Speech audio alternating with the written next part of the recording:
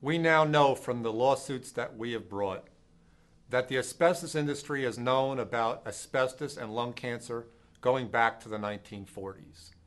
And when we bring cases, this is how they defend them. They say, it must have been the cigarette smoking and not the asbestos. Well, we know that's not true because here's the evidence.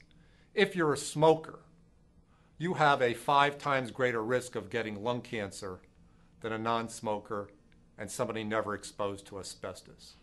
And if you've been exposed to asbestos, you have a 10 times greater risk of getting lung cancer.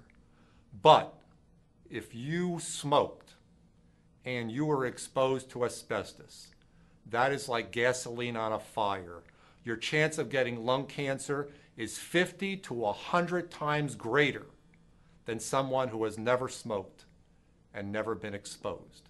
And the asbestos industry knew this, and they never warned, and they never gave the people the benefit of their knowledge. And as a result, all kinds of people have come down with asbestos-related lung cancer. Factory workers, tradesmen, even family members. We bring lawsuits against companies that put profits over people, and we've represented thousands of asbestos victims and their families. Our mission here at Cohen Placitel and Roth is to help families obtain the compensation they deserve.